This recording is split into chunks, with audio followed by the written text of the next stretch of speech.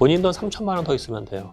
그럼 충분히 마켓에 들어갈 수 있어요. 강북 같은 경우에는 올해 초에 슈퍼사이클을 탔어요. 안 오르는 것 같지만은 결국은 누적 상승률은 맞춰요. 그래서 안녕하세요. 지식이 되고 돈이 되는 시간 부동산 클래스의 정재입니다. 자, 오늘은 부동산 트렌드 2026의 저자시죠. 서울대 환경대학원 김경민 교수님을 모시고요. 정지된 시장, 공급 절벽, 그리고 이제 앞으로의 부동산 흐름까지 다양한 인사이트 들어보는 시간 갖도록 하겠습니다. 교수님 어서 오세요. 네, 안녕하십니까. 네. 바쁜 시간 내주셔서 감사합니다. 별 말씀을요. 지금 뭐 부동산 트렌드 2025에서 그때 우리가 서울 집값의 슈퍼사이클이 이제 시작했다라고 말씀을 해주셨잖아요. 지금 1년이 지난 이 시점 어느 구간에 와 있다고 좀 생각하세요? 우선은 뭐 강남은 작년부터 슈퍼사이클 들어가서 상승 트렌드에 들어갔고 627억원, 11억원 대출을 규제를 하려고 했음에도 불구하고 강남은 이제 단지별로 봤을 때 거래량이 약간 줄더라도 가격이 오른 건 잡혔잖아요. 그래서 아마 부동산의 사이클이 길기 때문에 한번 슈퍼 사이클 타면은 수요를 잡는 정책에 상관없이 이게 좀 장기간 갈 수는 있어요. 근데 그게 얼만큼 장기간인지는 지금 잘 모르겠어요. 그리고 강북 같은 경우에는 올해 초에 슈퍼 사이클을 탔어요. 탔고 강북도 거래량이 준 건 맞는데 단지별로 봤을 때 가격 하락은 우선 안 잡혀요. 일부에서 가격이 올라가고 잡히기 때문에 본질 가치를 보면은 강남과 강북은 이제 슈퍼사이클 상승 트렌드에 있는 것으로 보여요. 아, 그렇군요. 자, 뭐 이번 2026의 책의 이제 부제는 뭐 서울 집값 상승의 도미노 본격화 이런 이제 메시지를 주셨는데요. 이제 향후 어떤 시장의 뭐 핵심 메시지일 것 같은데요. 그러니까 우리가 이게 데이터라는 게 사실은 과거 트렌드를 보면은 우리가 미래도 우리가 알 수 있잖아요. 그러면은 이제 단기적으로 보면은 강남이 먼저 오르고 그 다음에 강북은 안 오르는 것 같은데 우리가 어느 정도 한 4, 5년의 장기적 트렌드를 보면은 강남이 이렇게 올랐다가 계속 이렇게 올라가진 않거든요. 올랐다가 그 다음부터 상승세가 약간 꺾여요. 그러니까 하락이 아니고 상승세가 꺾이는 거고 강북 같은 경우는 시차를 두고 좀 굉장히 안 오르는 것 같지만은 결국은 누적 상승률은 맞춰요. 그래서 제가 상승 도미노 말씀드렸던 거는 강남으로부터 강북까지 강남구, 그다음에 성동구, 그리고 동대문구하고 이제 노원구를 봤을 때 여기가 이렇게 상승하면은 성동구가 한 이 정도, 동대문이 이 정도, 노원이 이 정도지만은 이게 다 같이 두 배로 이렇게 올라가는 게 아니고 나중에 누적 상승률을 맞추니까 그 관점에서 말씀드린 거예요. 예. 결국에는 뭐 강북이 그래도 눌려 있었던 게 어느 정도 강남을 따라갈 거다. 좀 그렇죠. 시기를 이제 좀 놓고 보면 뭐 이런 말씀이시죠. 누적 상승률은 아마 비슷해질 겁니다. 다만 문제는 이제 이거죠. 예전에 고가 주택이 10억이고 저가가 5억이라고 했을 때 같이 이제 100% 오른다고 하면은 예전에는 5억 차이였지만은 얘는 20억 되고 얘는 10억 되는 거잖아요. 이 레벨 차이는 10억으로 벌어지는 거죠. 절대 금액은 차이가 좀 나지만 그렇죠. 그래도 상승률은 같이 이제 갈 맞습니다. 거다. 이렇게 집값이 이렇게 확산하는 그래서 상승하게 되는 이런 근본적인 요인은 뭐라고 보세요?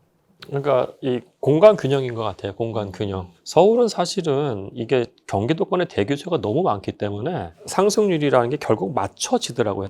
과거의 패턴을 보면은. 그래서 그런 것 같아요. 이 대기 수요 존재하고 그 다음에 이제 서울이라는 곳 안으로 누구든지 들어오고 싶은 수요들이 많기 때문에 이 고가 주택 또는 저가 서민 주택에서의 어떤 삶의 질을 구성하는 어떤 어메니티 차이가 이렇게 커지고 계속 커지냐, 그건 아닌 것 같거든요. 강북에 있는 저가 지역도 충분히 대중교통성도 좋은 데가 있고 학군인도 뭐 미국처럼 극심하게 나쁜 데도 아니고 치안도 굉장히 한국은 좋은 편이기 때문에 그 차이라는 게 그렇게 외국처럼 크지가 않다.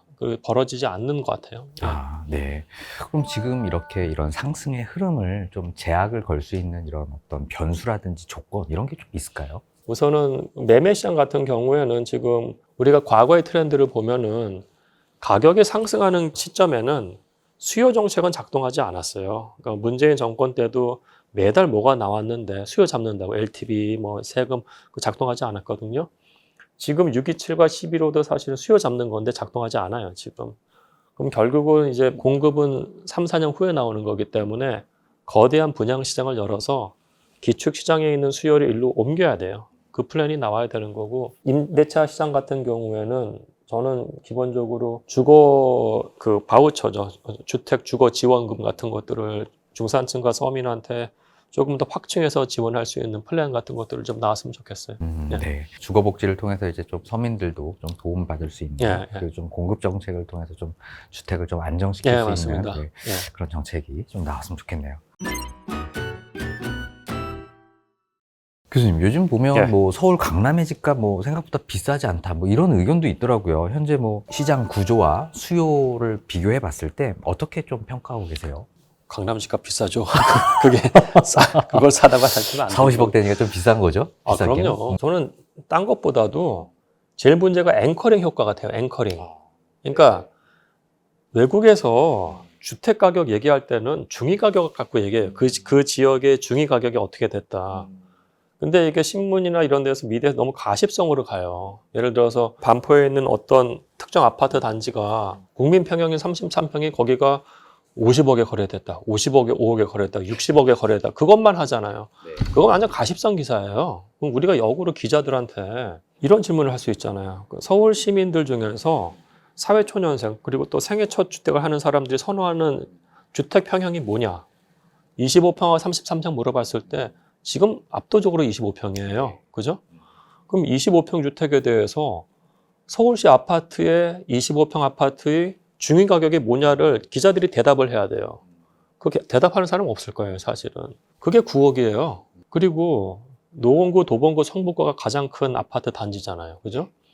거기 25평이 6억이란 말이에요, 사실은. 그 말씀은 뭐냐면은 서울시에서 가장 좋아하는 유형의 아파트가 25평인데 25평, 33평이 제일 많잖아요. 사실 정부 정책 때문에.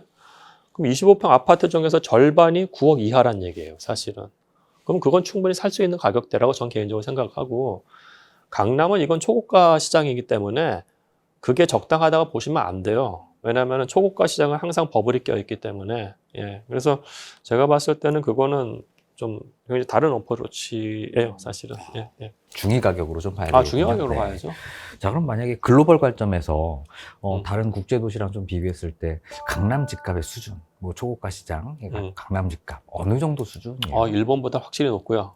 다만 이제 일본에서도 이제 뭐 록봉기 힐즈라든지 아자부 다이엘스 같이 완벽 초고가 시장은 또 약간 달라요. 뭐 일본은 뭐 우리보다 더 양극화 더 돼 있고 상위 0.1% 부자는 우리보다 더 잘 살기 때문에.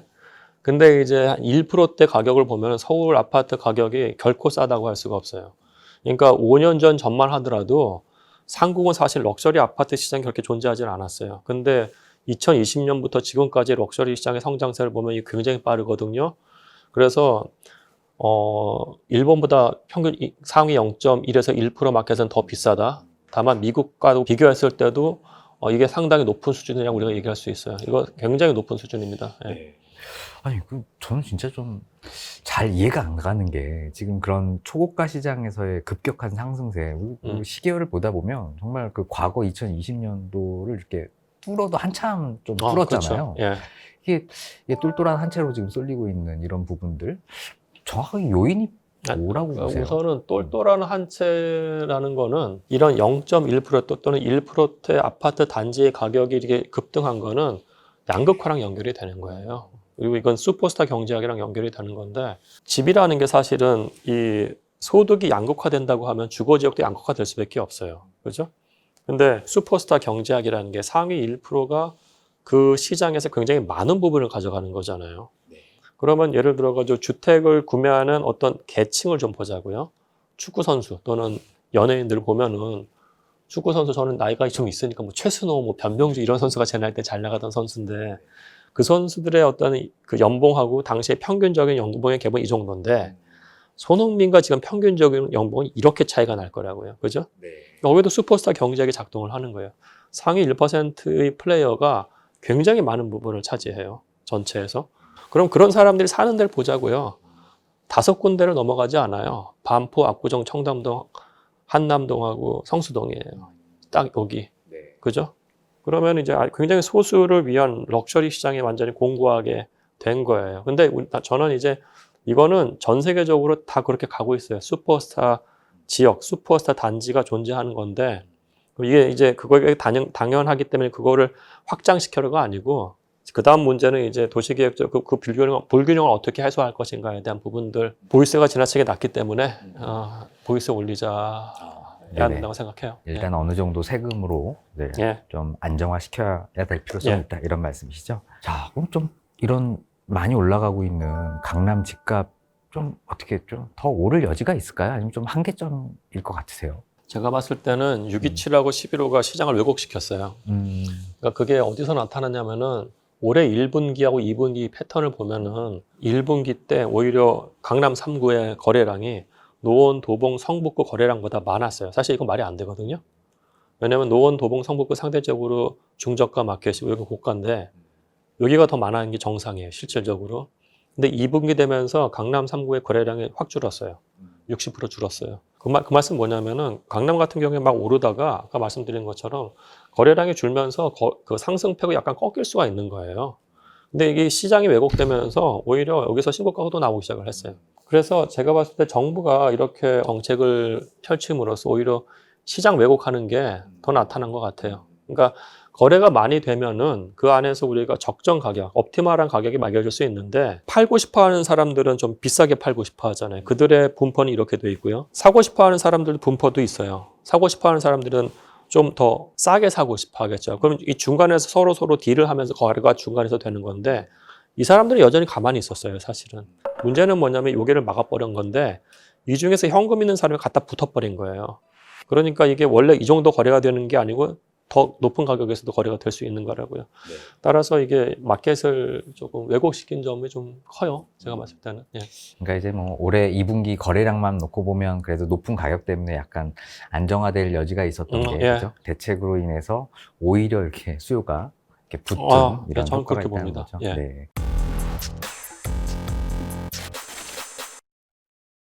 자, 그럼 뭐 저가 아파트, 고가 아파트 지금 시장의 네. 흐름들이 좀 계속 다르게 나타나고 있는데요. 뭐 이건 정말 우리가 어떻게 좀 해석해야 될까요?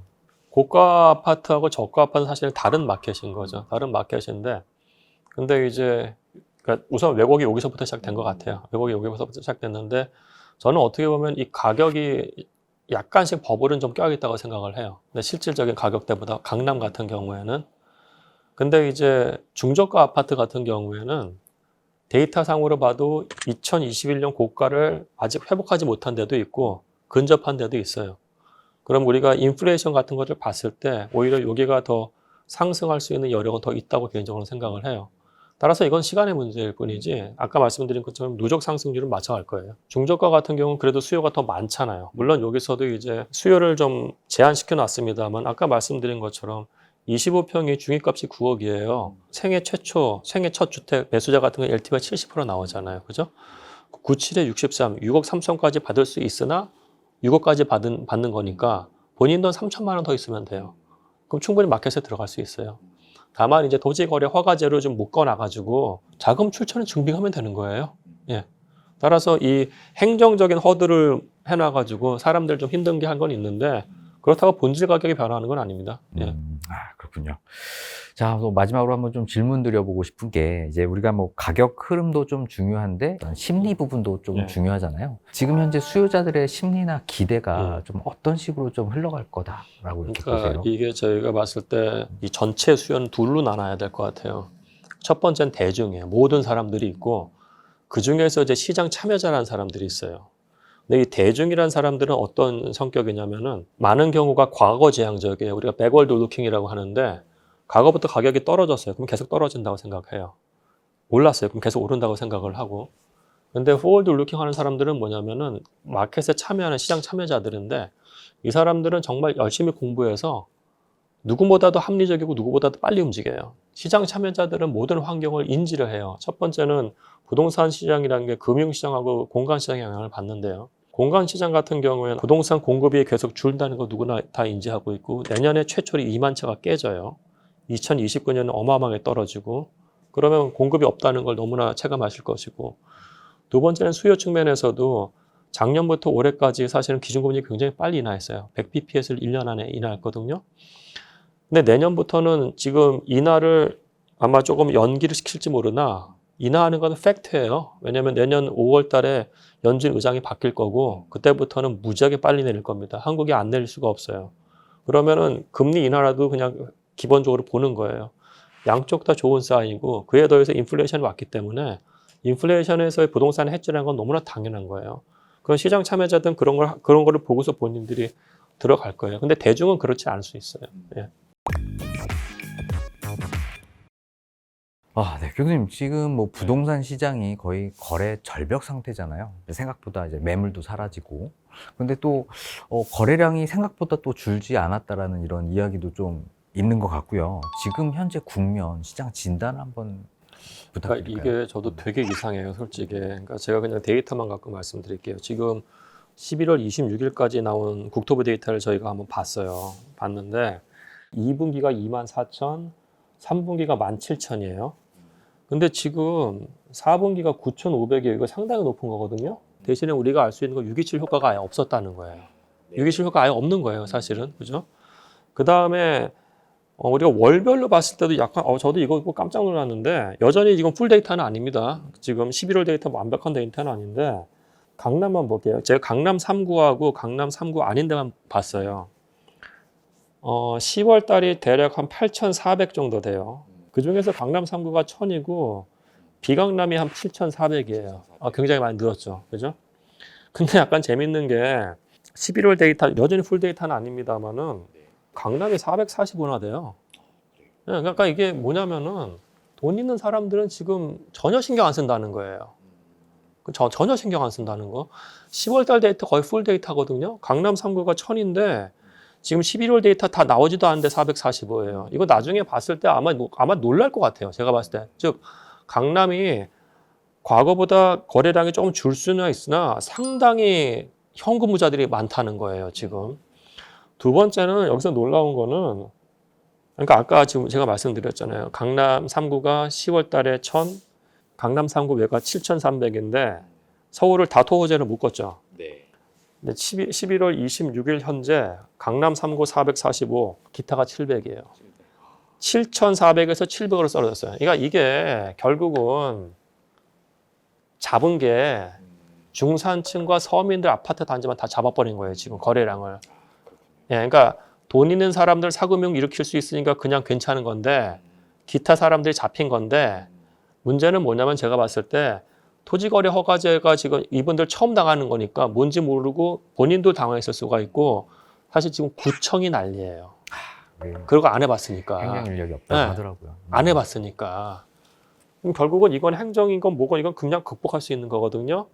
나중에 12월하고 1월 달에 붙으면 어떻게 할 거냐, 거래량이. 제가 봤을 땐 붙어요, 이거. 예. 아까 말씀드린 것처럼 25평에 대해서 서울시 중위값이 9억이에요. 충분히 들어갈 수 있는 시장이에요, 제가 봤을 때는. 그래서 이렇게 금융 접근성을 제한하는 부분들은 사실은 모든 사람들을 다 대상으로 한 것 같잖아요. 딱 6억으로 잘라, 그죠? 최대 맥시멈. 그 다음에 15억까지는 6억, 15억에서 25억까지는 4억, 25억은 2억, 그죠? 이게 사실은 대기업 흑수저한테 굉장히 차별적으로 적용된 거예요. 현금 부자들 지금 괜찮다니까요. 예를 들어서 이거예요. 강남에서 40억짜리 주택을 산다고 했을 때 627 때 본인들 6억까지 대출받고 34억 현금 하는 사람이에요. 그죠? 40억 이상은 2억밖에 안 나오니까 그 사람은 38억을 현금으로 내야 되는 건데 36억 현금 있던 사람이 38억, 4억 더 어디서 못 구하겠냐고요. 사금융 일으킬 수 있는 거예요. 그래서 이거 굉장히 차별적 정책, 정말 나쁜 정책이에요, 사실은. 나쁜 정책. 네. 자, 최근에 뭐 이제 전월세도 좀 많이 없어지다 보니까 뭐 한간에는 전월세 9년, 뭐 333, 뭐 이런 갱신법도 나오는 것 같다라는 이런 불안감들이 좀 있어요. 그래서 뭐 임차인 뭐 면접제라든지 지금 굉장히 혼란스러운데요. 뭐 지금 이거 어떻게 봐야 되는 건가요? 우선은 저는 기본적으로 이제 우리나라가 임대차에서 임차인들 보호가 약해요. 솔직히 약해요. 일본 같은 경우에는 한 번 살면은 임차인을 내쫓기가 정말 힘들어요. 그런데 이게 임차에 대해서 그 사람들을 보호하자는 법적 취지는 좋아요. 근데 이런 법들이 생기는 그 마켓에 들어가는 순간 임대인들은 어떤 걸 하냐면은 그냥 가격을 올리고 시작하는 거예요. 처음 세팅 가격이 중요하니까. 그게 우리가 임대차 3법 때 우리가 봤잖아요. 근데 그러면 임대차 3법 또는 이런 전세를 갱신하는 법은 언제 해야 되냐면은 물량 폭탄이 나왔을 때 해야 되는 거예요. 아니면 가격이 대폭락했을 때. 이거 할 거면 2022년에 했어야 되지 지금 이거 이렇게 하는 순간 전월세 가격 한 번 더 폭등해요. 전 이런 게 사실은 중요하다고 생각을 해요. 임차인을 보호하는 법들이. 다만 그게 시점과 상황을 보면서 해야 되는 거예요. 이런 것들은 지금 말로 나와서는 안 돼요. 사실은요. 예.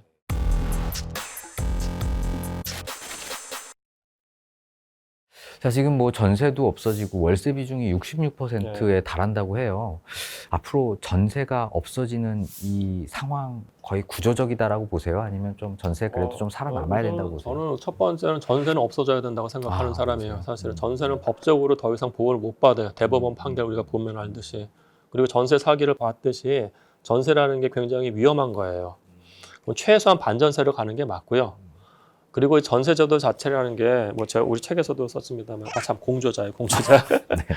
우리가 전세 가격이라는 게 우리가 시뮬레이션을 해보면은 우선 떨어진 적이 없어요. 2010년 이후로 그죠? 거의 매년 5%씩 올라가요. 전세 가격이 이렇게 올라가는데 가격이 내려왔다가 여기서 붙어버릴 거 아니에요. 얘가 하방 경직성 얘기를 해요.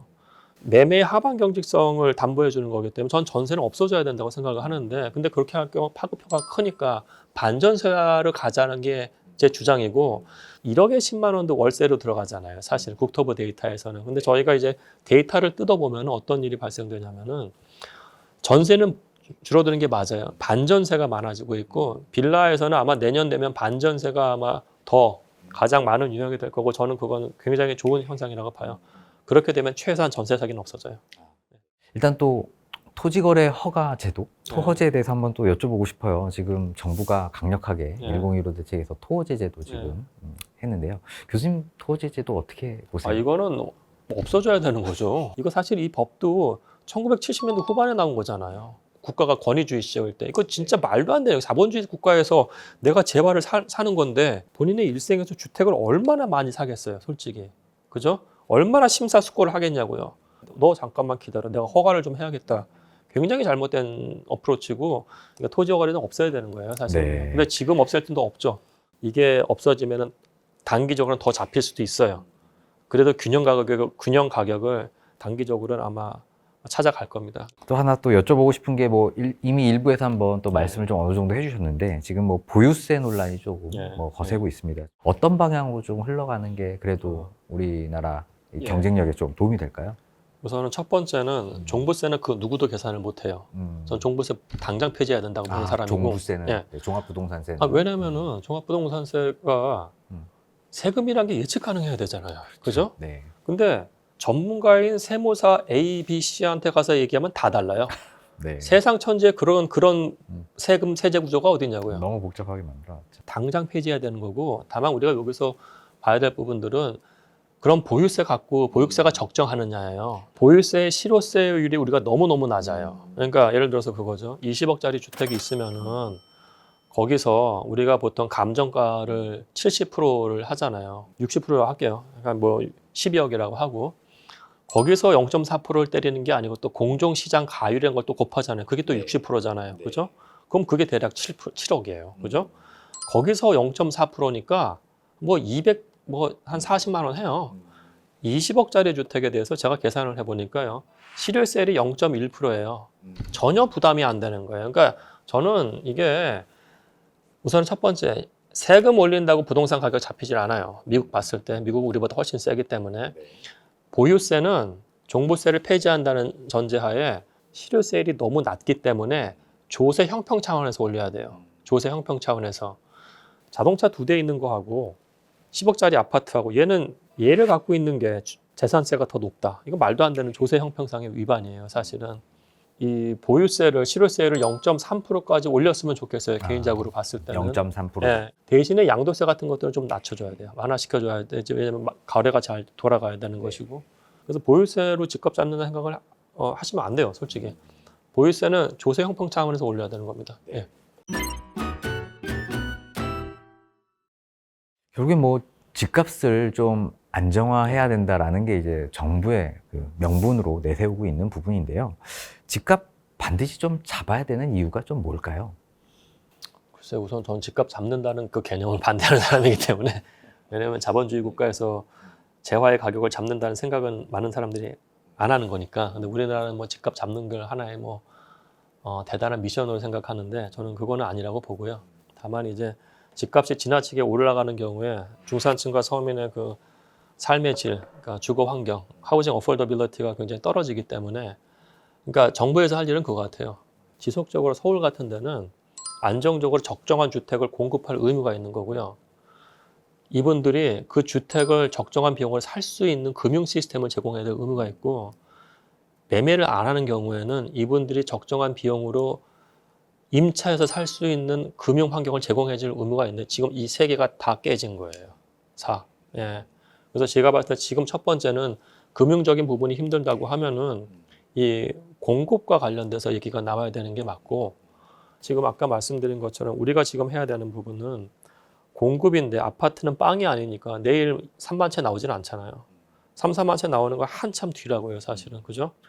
그러면은 이 기축시장에서 매매하려는 이 수요를 우선 분산시키는 게 중요한데 그러려면은 거대한 분양시장을 열어줘야 돼요.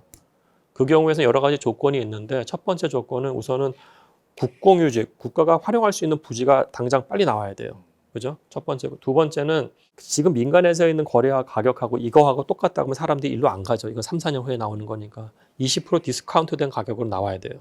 저렴하게. 그리고 그 브랜드는 SH, LH가 아니고 민간이어야 되는 것이고요.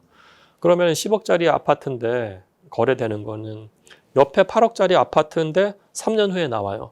그럼 사람들은 잠깐만 일로 가서 줄을 쫙 쓸 거라고요. 3년 동안 딴 데 갔다가 다시 올 수 있는 거예요.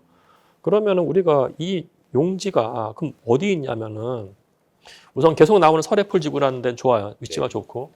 근데 거기 지금 용적률 200%밖에 아니거든요. 그럼 400% 주면 거기서 4만 채가 나올 수가 있어요. 4만 채. 그 다음에 용산국제 업무지구 부지. 땅 면적이 15만 평이거든요. 대부분이 오피스예요. 말도 안 되게. 주택이라고 하는 게 오피스텔 3,000채에다가 아파트 2,000채밖에 안 나와요.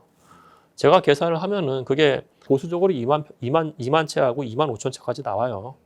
그럼 우리가 충분히 아파트 공급을 할 수 있는 겁니다. 근데 그거 계속 빠져 있어요. 그리고 이제 뭐 예를 들어 상암동에 100층짜리 오피스 짓는다는 랜드마크 뷰지 있거든요. 그거 20년째 못 짓고 있어요. 근데 거기는 가보시면 아시겠습니다만 주상지 복합 지면 돼요. 제가 봤을 때 모으고 모으면 지금 7만 채 나올 수가 있다고요. 그러면 다음 달부터 그냥 사전 청약 받는 거예요. 그 이명박 대통령이 보금자리 주택 했던 것처럼. 그럼 매달 1,000채씩 계속 하는 거예요. 분양시장을. 20% 디스카운트 된 레미안 브랜드로. 그럼 사람들이 일로 가서 줄 서요. 지금 해야 될 부분은 뭐냐면은 빨리 거대한 분양시장을 여는 수밖에 없어요. 교수님 책에서 말씀해 주신 2029년까지 서울 아파트 입주 공백, 실제로 지금 어느 정도 상황으로 좀 심각한가요? 그러니까 이게 보통 서울시 같은 경우에 매년 우리가 그러니까 뭐 2010년부터 2024년까지 장기적인 그 입주 물량이라는 게 있잖아요. 그죠? 그걸 우리가 무빙 에버리지라고 하는데 이거 평균을 내버리면은 그게 경제학에서 얘기하는 어떻게 보면 균형 공급 수준이라고 볼 수가 있어요. 그게 대략 3만 3천 채인데 그러면 3만 3천 채라는 숫자가 되게 중요해요. 내년에 아마 2만 채가 깨지고요. 2만 채 밑으로 나오고 27년, 28년에는 1만 채 밑으로 공급이 돼요. 29년에는 뭐 말도 안 되게 더 떨어져요. 그래서 공급이 없다는 건 지금 그냥 팩트예요. 팩트고 이거 굉장히 심각하기 때문에 이렇게 물량이 없는 경우에는 무조건 전월세부터 자극을 시켜요. 임대료 폭등으로 갈 수밖에 없어요. 근데 인플레이션까지 이미 왔기 때문에 이 부분 되게 심각한 겁니다, 사실은. 예. 네, 자, 일단 뭐 서울은 워낙에 또 신규 택지로 뭐 물량을 조금 낼 수 있는 여지가 좀 없잖아요. 결국엔 뭐 도심지에 대한 재정비, 뭐 재개발, 재건축으로밖에 못 간다는 부분들이 좀 얘기가 되고 있는데 실질적으로 좀 공급을 확대할 수 있는 이런 방안들이 좀 있을까요? 사실은 힘들죠. 그러니까 투트랙을 가야 되는 거죠. 그러니까 이게 제가 봤을 때는 이거 같아요. 그러니까 우리가 서울만 생각을 하는데 대서울권 플랜이 우선 나와야 돼요. 서울을 포함한 그 주변까지 보고 그러니까 조그맣게 지금 주택, 아파트 여기 질 거, 여기 질 거 그게 아니고 거대한 플랜이 나와야 돼요. 과거에 이제 일기 신도시 했던 것처럼 우리가 교통 혁신을 어떻게 할 것인지에 대한 부분, 그다음에 우리가 업무직을 어떻게 확장시키고 그 지역에 배치할까 하는 부분, 그리고 난 다음에 이제 이 아파트나 주택 공급을 어떻게 할 것인가가 나와야 돼요. 왜냐하면 지금 모든 아파트 시장은 지금 업무지구 접근성으로 다 재편됐어요, 사실. 그 관점에서 제대로 된 산업혁신, 교통혁신과 관련된 광역 플랜이 없다는 게 지금 가장 큰 문제고, 서울은 토지가 희소하기 때문에 여기만 보면 문제는 골몰 수밖에 없어요. 따라서 대서울 플랜이 나와야 되는 게 첫 번째고, 그 다음에 우리가 봐야 될 부분들은 재건축, 재개발, 여기는 어차피 시간과의 싸움이에요. 국공유지를 기반으로 한 공급 플랜이 계속 나와줘야 돼요. 그게 안 나오면서 재건축, 재개발만 뭐 기간을 줄인다? 제가 봤을 때 그건 가짜 뉴스예요. 그렇게 될 수가 없어요, 지금. 예. 네. 자, 요즘 뭐 계속 공급 위기 문제 속에서 우리가 또 빌라 시장을 또 네. 이야기 안 할 수가 없잖아요. 뭐 빌라 포비아에서 시작된 지금 뭐 빌라에 사는 것도 무섭고 네. 별로 아파트에 비해서 이렇게 선호하지 않는 이런 부분들이 있어서 지금 공급이 더 안 이루어진다라는 이야기도 있어요. 이 앞으로 요 빌라 시장, 뭐 그러니까 비아파트 시장에 대한 이런 부분들은 어떻게 가는 게 좀 올바른 방향일까요? 그러니까 사실은 우리가 서울시가 아파트의 도시가 아니거든요. 우리가 이제 주택 수가 아니고 세대 수를 봤을 때 아파트에 거주하는 세대가 한 180만 정도 되고, 단독 다가구 연립, 이게 거의 빌라 시장이죠. 그게 한 195만 정도 돼요. 그러니까 빌라에 거주하는 분이 더 많아요, 사실은. 빌라 같은 경우에는 빌라 공급업자분들이 이거 갖고 내가 빌라 분양해가지고 큰 돈 벌어야지가 아니잖아요. 빌라를 진 다음에 내가 월세나 전세 따박따박 받아야지가 그분들의 플랜이에요. 그러면 이게 진다고 했을 때는 우선 두 가지가 있어야 되는데, 토지비가 적정한 가격대에 저렴 또는 적정한 가격이에요. 그죠? 두 번째는 시공비가 적정해야 돼요. 근데 문제는 토지 가격이 안 떨어졌었다고요. 그럼 토지 가격도 안 떨어져. 시공비는 2020년부터 지금까지 50%가 올라갔잖아요. 그러면 도저히 수익률이 안 나오는 거예요. 그렇기 때문에 빌라를 못 지은 거예요, 사실은.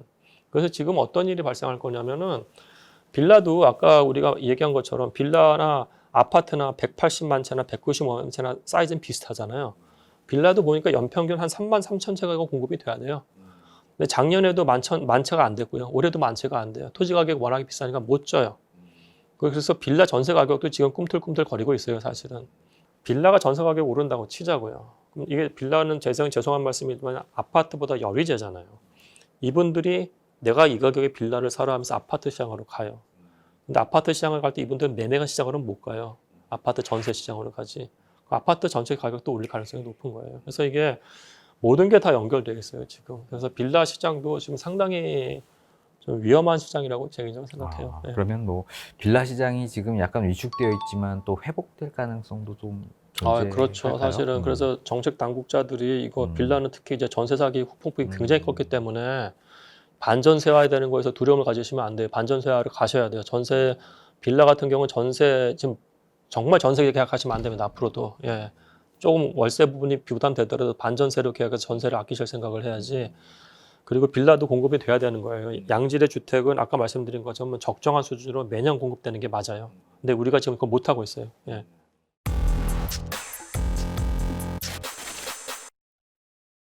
부동산 시장을 보면 뭐 소비자들은 진짜 뭐 갈 데가 없다 뭐 이런 말이 나올 정도로 선택지가 좀 없는 것 같아요. 뭐 청년층, 뭐 중산층, 뭐 이런 분들의 어떤 주거에 대한 불안감이 좀 많은 상황인데요. 주거 선택에 있어서 뭐 어떤 부분이 이분들한테 제약으로 가장 좀 크게 느낄 것 같다라고 좀 보세요. 아까 말씀드린 것처럼 적정한 양질의 주택이 매년 공급돼야 되는데 그게 빌라와 아파트 둘 다 안 됐다. 그죠? 두 번째는 이 금융 접근성을 막아놓은 거기 때문에 대기업 흑수저한테 더 차별적이다. 뭐 그럼 사실은 양쪽으로 다 공급과 수요 측면에서 문제가 있는 거죠. 그럼 이걸 어떻게 극복할 거에 대해서 행정에서 답을 줘야죠. 네. 자, 교수님, 뭐 지금 굉장히 불안정한 이런 뭐 부동산 상황 때문에 뭐 정부나 서울시도 많은 노력들을 지금 하고 있는데요. 지금까지 한번 부동산 정책을 한번 리뷰 좀 한번 부탁드리고요. 앞으로 대한민국 어떤 식으로 좀 나아가면 될지에 대한 제언 한번 말씀 부탁드리겠습니다. 예, 그러니까 6월 달부터 지금까지 크게 4개가 나왔어요. 그러니까 627 정책은 주담대 담보 맥시멈 6억까지 잡은 거, 그러니까 수요 접근성을 잡은 거죠. 그죠? 근데 이게 작동이 안 되는 걸 아니까 97 정책이라고 해서 이제 경기도권에 이제 135만 원을 짓겠다 정책이 나왔는데, 우선은 저는 그거는 이제 절반 정도는 저는 평가를 하는데 절반은 이상하다. 공공분양이라고 해가지고 이 정책의 구조는 만들었어요. 그러니까 국공유지 기반으로 해서 LH가 토지 작업하고 민간 브랜드 아파트가 들어가서 저렴하게 아파트를 분양할 수 있는 거, 그 구조는 만들어 놨거든요. 그거는 좋다. 다만 여기서 135만 호가 너무 과다한 수치이고 정부에서 발표를 하면서 대부분이 경기도권이었어요. 서울 요지는 없었어요. 그러니까 그것도 역시 사람들한테 설득력이 약했죠. 왜냐하면 서울이어야 되는데. 그러면서 이제 오세훈 시장님이 927 정책이라고 말씀을 하셨는데 재건축과 재개발을 기간을 빨리 하겠다라는 거는 좋아요. 근데 이거는 이론상이지. 예를 들어서 서울시에 했던 뭐 신통기획 같은 것들도 2021년 10월 달에 했고 많은 곳에서 신통기획을 신청을 했어요. 굉장히 인기는 좋았으나 여태까지 착공된 데가 없어요. 그것도 결국은 재건축, 재개발을 단축시킨다는 거는 앞으로 10년 후에 나올 거 8년 한다는 거예요. 역시 멀다. 그 다음에 좀 제가 봤을 때 심각한 부분은 뭐냐면은 어떤 말씀하셨냐면은 재건축, 재개발 단지들을 좀 더 활성화시켜서 용적률 130%를 줘서 31년까지 31만 원을 착공시키겠다는 얘기인데 우리가 그걸 역으로 보면 어떻게 된 말씀이냐면은 2031년까지 24만 원을 멸시를 시켜야 돼요. 멸시를 시켜야지 31만 원을 착공을 할 수가 있는 거예요. 그죠? 그럼 이 24만 호라는 게 얼마나 큰 숫자냐면은 강남구가 23만 호예요. 굉장히 5년, 6년이라는 짧은 시간 안에 강남구를 없애버리고 아파트를 짓겠다? 그 아파트 앞으로 10년 후에 나올 텐데요. 그러면은 이게 나오는 순간 그냥 전월세 대폭등이에요. 따라서 이 927 정책도 제가 봤을 때 작동 안 했어요. 결국은 시장은 확정 못 줬고 11호는 사실은 더 나쁜 정책이 나온 거죠. 6억, 4억, 2억으로 이렇게 수요를 잡는 정책들이 나왔는데 이거 봤을 때 문제는 뭐냐면은 627과 11호는 수요 접근성을 제약하는 거예요. 이거는 좀 굉장히 잘못된 정책이고 97하고 927 같은 경우에 둘 다 공급 얘기를 한 거거든요. 한쪽은 경기도 얘기하고 한쪽은 서울 얘기를 했어요. 그거 왜 둘이 발표 같이 안 하냐고요. 제가 말씀드린 정책 재원은 향후 공급 물량 굉장히 심각할 거고 인플레이션이 왔기 때문에 전월세 아마 굉장히 빠르게 오를 가능성이 높고요. 그 관점에서 지금 나왔던 정책 4개, 정부 정책 3개, 서울시 정책 하나는 다 실패했고 결국은 빨리 분양시장 열어야 되는 건데 그 분양시장이라는 게 서울 요지의 땅 그리고 민간 브랜드여야 되는 것이고 주변보다 20% 싸게 그거 이명박 때 했던 거거든요. 그대로 사전 청약하면 돼요. 제가 봤을 때 그게 지금 제일 우리가 원하는 솔루션이고 시민들도 그걸 원할 것 같아요. 예. 자, 그럼 좀 마지막으로 또 저희 또 구독자분들 입장에선 뭐 실수요 입장이잖아요. 예. 굉장히 좀 많이 불안하시고 그래서 집을 지금 사야 돼. 아니면 뭐 좀 더 기다려야 돼. 좀 어떻게 해야 돼. 뭐 이런 아마 고민을 좀 하실 것 같은데요. 자, 뭐 올해 말, 내년. 자, 어떤 선택을 조금 하는 게 나을지 한번 실질적인 조언 한번 말씀 부탁드리겠습니다. 우선은 그러니까 저는 계속 말씀드리지만은 본인의 자산 규모, 그다음에 미래의 자기 본인의 이제 월급이 어떻게 들어오는지를 잘 계산을 해서 부동산은 사실은 항상 적정한 가격대의 부동산 사는 게 좋다는 저는 생각을 해요. 그 관점에서 봤을 때 지금 모든 상황들이 가격 상승을 가리키고 있거든요. 최소한 전세 가격 상승. 그러면 전세 가격이 오르는 시점에서 본인이 계속 전세 가격을 계속 올리면서 살 것인가 아니면은 본인이 이제 매매 시장을 할 거니까 본인이 판단하셔야 될 부분인데 아까 말씀드린 것처럼 강북에 있는 많은 단지들 경우에 2021년 고가에 근접하거나 덜 있는 데가 있어요. 그리고 이제 누적적인 장기간을 봤을 때 서울은 상승률이라는 게 거의 다 맞춰가거든요. 그러면은 이제 본인이 좀 더 발품을 팔아서 좀 보시면서 본인의 뭐 생애 주기 차원 그리고 아이들이 어느 정도 큰다고 해서 주택을 옮겨야 될 필요성이 있는 분들은 잘 고민을 하셔도 돼요. 제가 봤을 때. 네, 감사합니다. 이게 뭐 정답은 없지만 이게 올라가는 게 한 몇 년 정도 올라갈까요?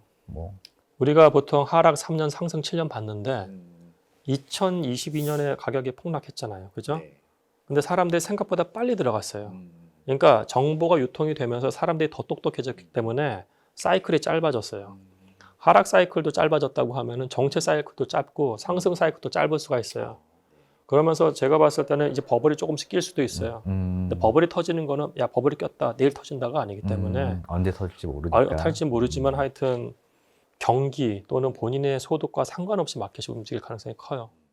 자, 오늘 뭐 교수님 뭐 다양한 인사이트 전달해 주셔서 너무 감사드리고요. 자, 오늘은 뭐 김경민 교수님을 모시고 부동산에 대한 다양한 인사이트 들어보는 시간 가졌습니다. 오늘 영상이 좋으셨다면요, 구독, 좋아요, 알림 설정 부탁드리고요. 다음에도 지식이 되고 돈이 되는 부동산 클래스는 더욱 좋은 영상으로 찾아뵙도록 하겠습니다. 감사합니다. 네, 감사합니다.